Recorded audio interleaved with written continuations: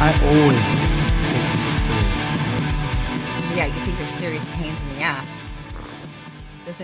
What's in your coffee? Mine's raspberry white chocolate. Mine's just regular coffee with hazelnut.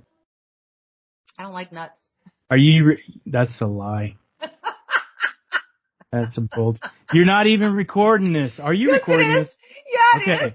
You need to leave that in there. No pun intended. No pun intended. Oh. But, oh my God. So I had somebody not this morning, but the morning before when I got up, but they were a no call, no show. Mm-hmm. And I can't, for obvious reasons, I can't just leave. So I worked an hour and a half longer than I was supposed to. So that's money, money, money. Dude, it's like $30. $30. That the government will probably keep. Well, They'll be like, that was overtime. That was overtime. They will only keep 3/4 of it. Yay! I don't work overtime for that reason. Because after they take out taxes, it's like, look, my check is $10 more. That just means you need to work more. Fuck that. No, I'm not a slave for anybody. But so I have to tell you what happened last night. So we started fostering a dog. Mm-hmm. Real pretty, fond boxer. But you already had a dog. We do. Well, she started bleeding last night, so we had to rush her to no. the doggy ER. So we don't Poor know. Doggy. We're waiting to hear what happened. That's like Percy's favorite kind of dog. They're sweet animals. I don't. Okay. I don't think Julia slept at all. Poor Julia. She's still crying today, and not because she's married to me. Well, she has one of the biggest hearts of anybody I've ever met. So, and that's why she's able to stay married to you. So I'm sure a sick animal really upset her. Yeah, it would have upset me too. It was pretty scary. So, did you want to go ahead and close this out and hop over to the interview? Oh my God, I'm so nervous. I should have Kahlua in this. Oh, hey, fuck you, by the way. I know exactly what you're talking about. I shared it everywhere because I don't care if you make fun of me, but I do. And I just had like a disclaimer. I'm like, I drink once in a blue moon now and it hits hard and now I'm catching shit. This is Brent's meme. People loved it. I loved it. It made me laugh. Hello, sir. Hello. How are you kids? How are you? Good. I'm fine. I'm actually good. Is it early for you? Where are you at? I'm in California. It's not really early for me. It's 9:41. No, just got a lot going on. Just, tour coming up and just shows every week and flying around. And my daughter's in Arizona. Her name's Arizona. She's in Arizona with her grandma, working on a play for the summer camp, and then she comes home in a couple weeks, and just missing her. Me and my wife are missing her, but we're enjoying time to ourselves. So I'm just got a lot. Like, I got a list of things to do today that's kind of crazy. But at the top of that list is talking to you guys. What's going on? Man, I'm done. We don't need to go any further after that. He said we were number one. I mean, we appreciate that. Thank you for getting on. I want to thank Barry for helping line this up. Yeah, but she's phenomenal. She's really busy, and she's awesome. Not a lot drops through her fingers. She gets me all the good stuff for sure. And I'm really appreciative and thankful that you guys wanted to talk to me. We got a lot going on. Hey, can I ask what part of California? And I'm only asking because I'm just a little bit homesick. Where are you from originally? Bay Area-ish. Okay. I lived in San Francisco for years. I got sober in San Francisco back in really? the 80s. Yeah, late 80s. That's a hard place to get sober. Yeah. Yes. Just every place is a hard place to right. Yeah. But no, I'm from Southern California. I grew up on the west side, Santa Monica, Culver City, Venice, and then moved away and I lived in Oregon for about 20 years, then moved back to Southern California. So I live in Pasadena, home of the Rose Bowl. So did you write all that down so you can drive by his house? Yeah, I'll be I You ain't won't. gonna find my house. Just show up with like coffee and cinnamon buns. Hi, I'm your friend now. Well, if you're rocking a Cinnabon and a Starbucks, Right? You're like, come on in. we can have that. That's a conversation starter. I don't know how my wife feels about it. Well, it's for her too. She's got All right, I kind of wrote you an introduction, and I kind of wanted to do that. Do you mind if I do that real quick? Because I want to see how you react when I It's say a little something. anticlimactic at this point, don't you think? Right. He's just this thing he does. We I just know. kind of let him do his things. It makes him happy. Uncle Brent, you take it and run. All Go right. ahead. So this artist is typically unknown as a member of the cowpunk band, the Easy Hoes. They weren't cowpunk. That's what it said when I was going through all the stuff. Were they cowpunk? They weren't? No. Cowpunk was a thing from Southern California, primarily that existed in the early 80s. Mm-hmm. When I lived in San Francisco, there was an alternative country scene there, and I started a record label that documented that with a compilation of those bands. And there was influences of cowpunk, but it wasn't as rowdy. It wasn't as nasty and dirty and dark and dirty. It was more harmonies and more, it was a precursor to the no depression scene that's out there now, and this is in the late 80s, early 90s. But I put out a killer record I think I need to reissue that. It's called Lazy, Loud, and Liquored Up. It's a great album. That sounds good. Right at the end of my drinking. That's funny. So during your career, you've worked as a songwriter, performer, producer, radio host, record label artist development person, and a political activist. On Friday, September 8th, you'll release Live at the Whiskey A Go-Go, recorded and filmed during Everclear's 30th anniversary tour. Let's welcome Art of Everclear. Okay. The crowd goes wild. Me and my daughter. How old's your daughter? 17. Oh, I got a 15-and-a-half-year-old. That's fun, huh? Yeah, it's a thing. We're looking at colleges. And I do have to say, I was like, check out who I'm interviewing. I've trained her well. And I pulled up Santa Monica, which is one of my favorite songs of all time. And she was like, no freaking way. I was like, oh, yeah. It's happening. Yeah. No, she didn't. She absolutely didn't. Unfortunately, she has my I know. I've gotten used to that. With my oldest daughter, she didn't cuss like that. Kids today, it's just like, okay, who am I to talk? I mean, I talk like a sailor. And Same. It's funny because my wife is such a nice, educated, when I met her, she looked like a Barbie doll but she's Mensa. She's like 140 IQ, 145 IQ. Oh. She never cussed. And then she came on the road with us once to do merch because our merch guy went in the hospital a day before the tour. And then when she came off that tour, she was on fire with the profanity. It's funny. It's contagious. It is. And, they're doing, all the kids are doing it. It's cool. But that's exciting. You're looking at colleges. We're about a year or two away from that, but she just had a killer freshman year, made the president's list, Nice. on the list and all that stuff. So That's we're doing nice. good for now, So I have a 6-year-old and Daughter or son? daughter. Okay. So she's like really, she's smarter than any other kid, of course. But but I She might actually be, though. sat down on my couch with her, and I was like, guess who I'm interviewing today? She's 6. And I go, Art of Everclear. And she's like, Art of Everclear. And I was like, here, this video. So I showed the video of you. I was like, do you recognize that song? She goes, yes, you do that song. And I was like, no,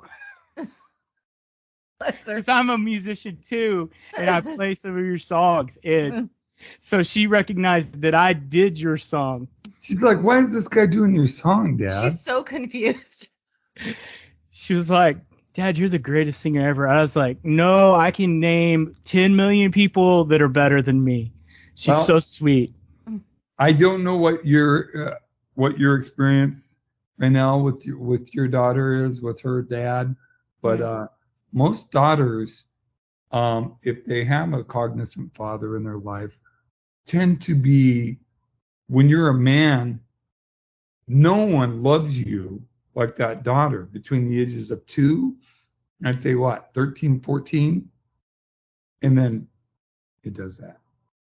Well, I had that experience with her, just me and her, like I was everything. And then for the past, I think since COVID, we've just, but now I'm getting her back. So, I mean, it was hard. COVID was incredibly rough for adolescents. I'm sorry to talk over you. You're fine. It was rough for everybody. But you're in the sweet spot there, bro. With you're in the fun spot. And she's so smart. She's so sweet. She's funny. So let me ask you this.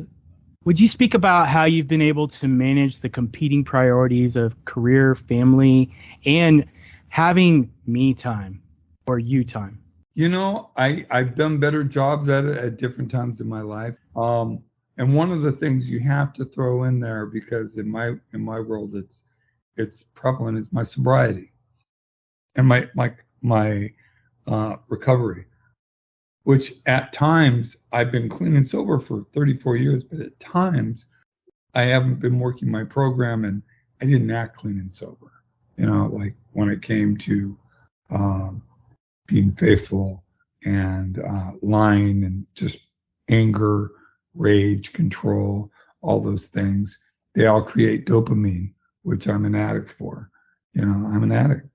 And in the last few years, I've had such a really great experience with my sobriety that every aspect of my life not is only better, but they glue together better. So that's a long-winded way of answering your question. I just am very grateful, very present, and I just make sure I know where my priorities are. My priorities are my family. That's my priority. Then my band, but on top of it, I do have to have some me time. I always find me time. When I see little places in the schedule, I'm like, don't book anything there, guys. I want that. I'm gonna go walk down on. We're gonna be on the East Coast. Chesapeake Bay. I'm gonna go walk down there and go get some crabs or something. You know what I mean? It's just like I make me time. But really, to be honest with you, the things that give me most pleasure in life is being of service. It really is. So I'm a life coach as well, and I work with creatives, and I get a lot of joy out of that. And it's an income stream as well, which, at my age, is important, because who knows how long I'm going to be working. I got diagnosed with multiple sclerosis 7 years ago, and it's doing okay. I've got it holding it at bay pretty well, but the older I get, the harder it gets, and I have to work very hard. I work out, I swim every day, yoga almost every day, physical therapy 3 times a week. And it's all, the reason I mention all that is that I can't let one part drop. I have to do all of it. I have to make time, but when I'm setting up my schedule, I get with my wife and I look at my daughter's schedule, and we scheduled, okay, we can have times for this. And when I'm on the road, I make the point to FaceTime my wife and my daughter, and we've been doing it a lot with the split screen, to have all 3 of us on my little camera all at the same time. And you'd be amazed how much better that is than 25 years ago, when I'd be on tour and I wouldn't see my daughter for weeks. Yikes. And it's a different world because of the technology, which is great. So I hope that answers your question. It does. So I appreciate you going into all that stuff. But you're also a licensed life coach, correct? You actually got the license? I'm a licensed master life coach. It's different thing. What does that mean exactly for our listeners who aren't familiar with that? I've done a lot of school. And I'm working on my alcohol drug certification through college, and with the idea of getting my my promised my mom before she died back in 2006 that I would finish school someday. I'd get my 4-year degree. I'm about a year away from it.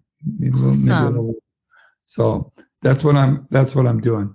But life coaching is not therapy. Life coaching is working with someone with a goal and being able to work through it. But I'm also an advisor as well. And I work with a lot of people in recovery, as a sponsor and stuff like that. And it's just a matter of giving back, but being of service for my family, being of service to anyone I meet is kind of the MO of being in recovery, if you're doing it right. You've been working as, Everclear for like 30 years. That is a long time with one project. Not a lot of people are that lucky or work that hard, depending on how you look at it. How have you been able to maintain that? Just the music part of it. Everclear has been my band. It's my band. There's been different people in it at different times to more and lesser degrees, but it's always been my band. I've been the sole songwriter of the band. It's my vision, art-wise, video-wise. We're meeting with some video directors today after these interviews to talk about this new song that's actually a recorded song on the live album that's coming out September 8th, live at the Whiskey A Go-Go. There's 2 studio tracks on it, and this one song, Sing Away. And it's about, I've had friends and experiences with teen suicide and bullying, and that's pretty much what it's about. We're still doing it. I'm not chasing the carrot like I used to, but I'm doing it because it gives me pleasure, and I like taking care of our fans and giving them new stuff. I have no urge to make a brand new Everclear record, like spend a year in the studio making an album.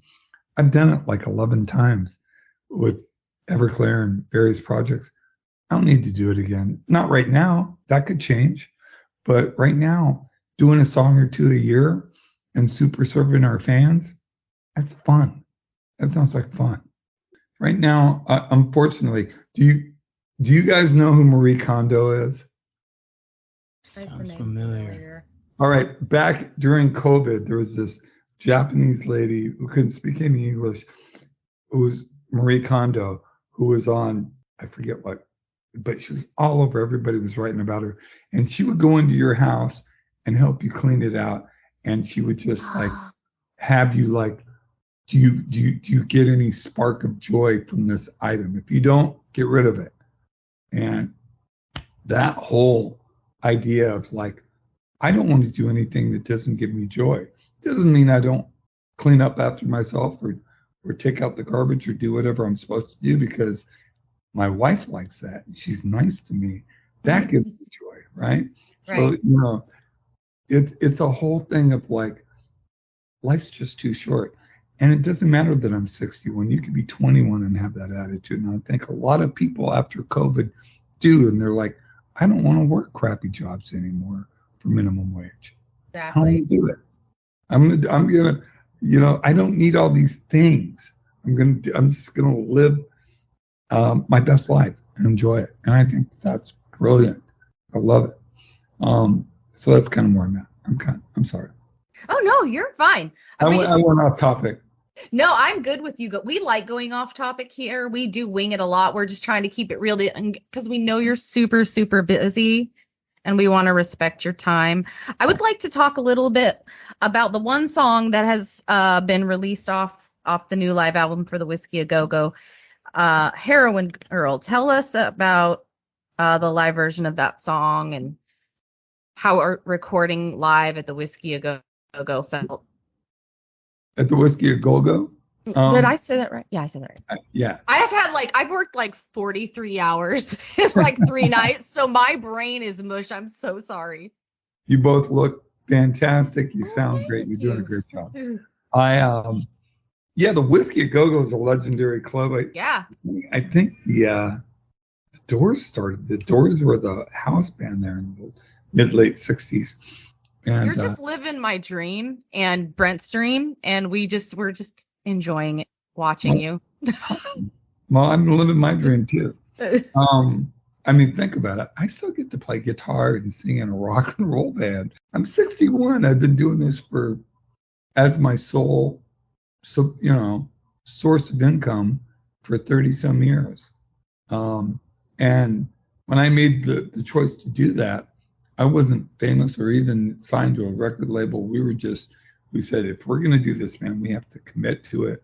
And we worked side jobs just to make ends meet. I had a kid at home, and it was rough, but it paid off. And it was that kind of commitment that I think helped pay it off. But I'm sorry, what was your question? I said, tell us about. It's all good. We're all tired. It's fine. Tell us about recording the video live there for Heroin Girl. We recorded the whole show. So that's going to be coming out piecemeal, and it's going to all be out by the end of the year. That's just one of those fan favorite songs. It was our first single off Sparkle and Fade. It got played in about 12 to 15 markets, and it did top 5 in every market that it got played. But a lot of places, especially in the South and the Midwest, wouldn't play it because it had the word heroin in it. So they wouldn't play it. And what were you going to say, Brett? Yeah. I was going to say, that's a country song. The lyrics are so country. It's like, found her out in a field about a mile from home. Face was warm from the sun, but her body was cold. Heard the policeman say just another overdose. That is country. I was like, that's so Johnny Cash. Wow. It's dark. I feel like grabbing a guitar and seeing if I can make a country version. I bet you could. I bet it would come really easy. Well, recording that was great. And, we went through all the songs and all the video to see what would be a great single track. And we wanted to stay away from the big hit songs, but something more fan-oriented, something a little bit more harder. But to be honest with you, there's no ballads on this record. There's no keyboards, there's no overdubs. This is indicative of the band we've always been. Our records will be more produced. Growing up in the 70s and early 80s, bands produced their records, but when they go out live, they'd be more, in your face. And that's always been my MO. So it's a hard-hitting song, and I think it shows the crowd, and it gives you a little taste of the excitement of what was going on that night, December 4th, 2022, last year. Check it out. This is off Sparkle and Fade. This is called Heroin Girl. Yeah,